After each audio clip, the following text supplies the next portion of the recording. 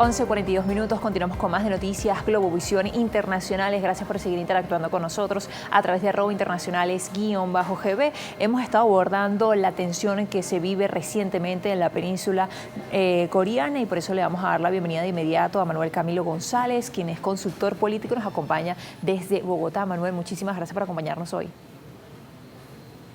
Buenos días, Trina, un saludo para ti y para la audiencia. Muchas gracias por la invitación.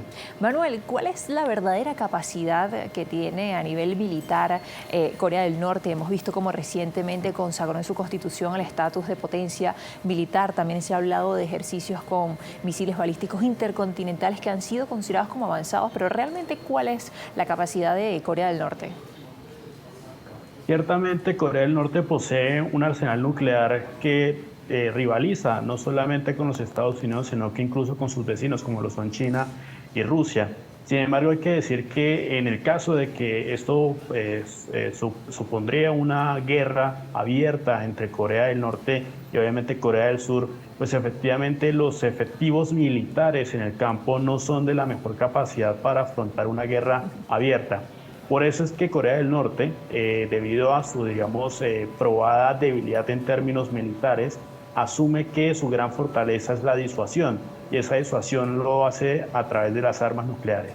Y hay algo que es importante de considerar, y es que muchas veces en los regímenes autoritarios, muchas veces los ejércitos, las armadas, no suelen ser profesionales, sino que son básicamente una extensión de ese mismo régimen debido al favoritismo que puede existir entre oficiales y obviamente la élite autoritaria. Por lo tanto, lo que podríamos suponer es que este ejército es débil, no porque efectivamente no tenga las armas suficientes, sino porque quienes las llevan, pues efectivamente no son los más idóneos para, obviamente, enlistarse y obviamente luchar contra un adversario. Por lo tanto, en ese sentido vemos que Corea del Norte lo que hace es que a esa debilidad trata de compensarlo, obviamente, con el arsenal nuclear, que es un arma de disuasión. Manuel, ¿y consideras que hay probabilidades de una confrontación en la península de Corea? Por ejemplo, Corea del Sur ha calificado la situación como una guerra psicológica de bajo nivel por parte de Corea del Norte y por supuesto le ha instado a mantener la paz en la península. Hay que recordar un poco que en el año 1953 ambas Coreas firmaron un armisticio. Eso lo que quiere decir es que todavía ambas Coreas están en guerra. Por lo tanto, lo que vemos es que cada uno de estos movimientos que se dan mayoritariamente por parte de Corea del Norte, pues son una extensión de guerra ya más de 70 años. Entonces lo que vemos un poco es que efectivamente Corea del Norte pues se aprovecha de este clima, obviamente para hacer estas agresiones limitadas, porque sabe que su capacidad militar en el terreno es muy baja, pero que utiliza efectivamente esta disuasión nuclear para efectivamente sacar una serie de ventajas. Y eso hay que decirlo un poco, y es que esta serie de agresiones está enmarcada en algo que se llama la nivel 18.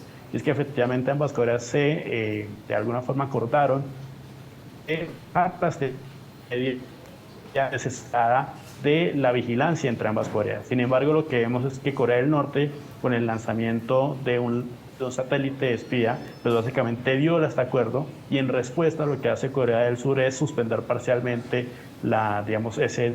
con Corea del Norte. Lo que estoy viendo es Corea del Sur parece hacer juego a Corea del Norte, tratando de escalar mucho más las tensiones. Manuel, y también quisiera preguntarte si hay un error de cálculo. Siempre es una probabilidad que haya un error de cálculo, y además hemos visto como recientemente Corea del Norte realizó una acción que fue por supuesto considerada por Corea del Sur como un ataque, pero más tarde Kim Jong-un, quien es la hermana de Kim Jong-un, dice que esto realmente fue una prueba donde solo se detonó polvo explosivo simulando el sonido de artillería en la costa. Y literalmente dijeron, el resultado fue claro como esperábamos, malinterpretaron el sonido explosivo como un sonido de disparos y lo interpretaron como una provocación. ¿A qué juega Corea del Norte? Sí, efectivamente, es algo que no es mucho en la península coreana. Un ataque de la misma magnitud se realizó en el año 2010. En ese sentido, lo que vemos es que efectivamente las razones por las cuales se hace ataque se dan en materia de un acuerdo que ya se está firmado desde el año 2018.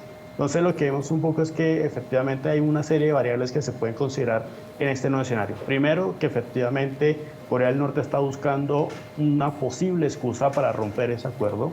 Segundo, hay que decir, y esto es algo que por ejemplo pasan por alto muchos análisis, quien hace la declaración básicamente de este tipo de ataques es la hermana de Kim Jong-un, que es Kim Jong-un, básicamente porque lo que se está pensando también es en la sucesión de lo que vaya a suceder en Corea del Norte. Y tercero, pues que básicamente lo que busca Corea del Norte es aprovechar la debilidad que tiene Estados Unidos, porque Estados Unidos está ocupado en dos conflictos, que es por un lado lo que pasa en la Franja de Gaza y por el otro lado lo que pasa en Ucrania.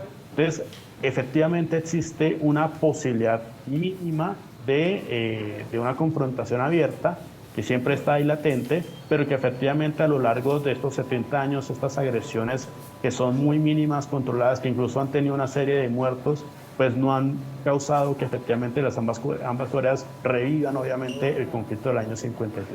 Entonces, sí hay que decir que existe esta posibilidad, pero por ahora ambas Coreas han tratado de manejarlo cautamente, porque efectivamente un conflicto abierto no solamente implica tropas en el terreno, sino también implica la posibilidad muy real de que el arsenal nuclear entre a jugar, y pues obviamente no sería solamente un peligro para los habitantes de la península coreana, sino para el mundo entero. Y mencionando también lo que decía sobre la distracción también que tiene Estados Unidos en este momento con dos guerras, es que además están en un año electoral, están de cara a toda una incertidumbre que quizás veremos nuevamente un Biden o un Trump, es parte de lo que quizás sucedería. Y bueno, todo el tema también que tienen del presupuesto en el país, que es parte de lo que hemos estado viendo también durante las últimas semanas. Y bueno, vemos cómo esto incluso influye en la comunidad internacional y en otros países del mundo. Muchísimas gracias, Manuel, por acompañarnos. Muchas gracias, Trina. Un saludo para ti y para la audiencia. Nos acompañó Manuel Camilo González, él es consultor político, nos acompaña desde Bogotá, Colombia. Ya regresamos con más.